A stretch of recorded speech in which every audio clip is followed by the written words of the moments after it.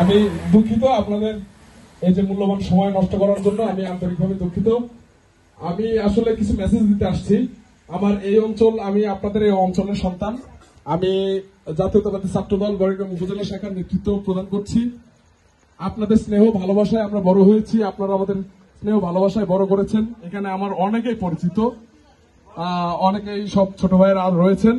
আমি শুধু তারেক রহমানের যে 31 দফা আদর্শ রাষ্ট্র মেরামতের যে 31 দফা রয়েছে, এই 31 দফায় তারেক রহমান 3 নম্বর দফাতেই বলেছেন যে একটি রেইনবো নেশন তৈরি করবেন। রেইনবো নেশন সম্পর্কে আমি একটু বলতে চাই। রেইনবো শব্দের অর্থ হচ্ছে রংধনু। এক রঙে তো আর রংধনু হয় না, 7টি রং প্রয়োজন একটি রংধনু তৈরি করতে। এই জন্য এই বাংলাদেশকে একটি হিন্দু, মুসলিম, বৌদ্ধ, খ্রিস্টান, ওই যে ব্রাহ্মণ চন্ডাল থেকে শুরু করে যারা আছে সবাইকে নিয়ে একটি রেইনবো নেশন, একটি রংধনু জাতির সত্তা তৈরি করবেন জনাব তারেক রহমান, সেই স্বপ্ন দেখছেন। এবং যার যার ধর্ম শেষে পালন করবে সেই অধিকারটুকু নিশ্চিত করার জন্য একটি ন্যাশনাল রিকাউন্সিলিং কমিশন তৈরি করবেন, যার মাধ্যমে প্রত্যেকে তার অধিকার বাস্তবায়ন করবেন, যার যার ধর্মীয় অধিকার যেটি। তো আমরা সেই প্রতিশ্রুতি আপনাদের দিয়ে যাচ্ছি। আমরা ধর্ম বর্ণ নির্বিশেষে, তারেক রহমান বলেছেন এই দেশে কেউ সংখ্যালঘু না, কেউ সংখ্যায় বড় না, আমরা সবাই বাংলাদেশি। এটি আমাদের প্রথম পরিচয়, এটি আমাদের শেষ পরিচয়। আমাদের আগামীতে আমরা বিগত 5 তারিখের পর একটি ফ্যাসিস্ট রেজিম যাওয়ার পরে আমরা কিন্তু প্রত্যেকটি মন্দির, আমাদের এই যে ছোট ভাইরা জানে, প্রত্যেকটি মন্দির কিন্তু আমরা পাহারা দিয়েছি।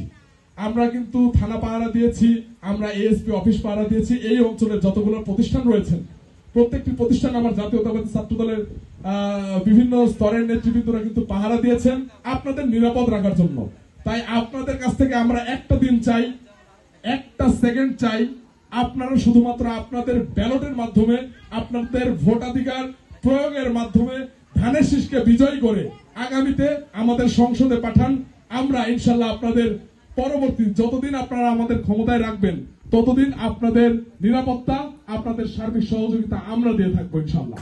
আমরা আরো কথাতে যেতে চাই যে আপনাদের যদি আমাদের নাটোরের গণমানুষের নেতা অ্যাডভোকেট রুহুল কুদ্দুস তালুকদার দুলু ভাই সম্পর্কে এখানে সম্ভবত সবাই জানেন।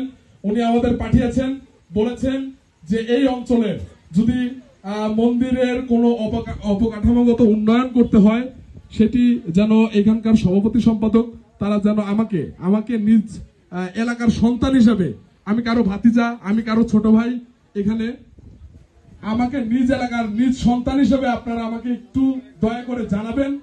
আমি আপনাদের কাছ থেকে এটা প্রার্থনা করছি, আপনারা আমাদেরকে জানাবেন। আমরা ইনশাল্লাহ দুলু ভাইয়ের মাধ্যমে জেলা পরিষদ থেকে যদি কোনো বড় ধরনের অনুদান নিয়ে এসে দেওয়া যায়, এটি যেহেতু আমাদের অঞ্চল, আমার অঞ্চল, এটা টান আমার একটু বেশি।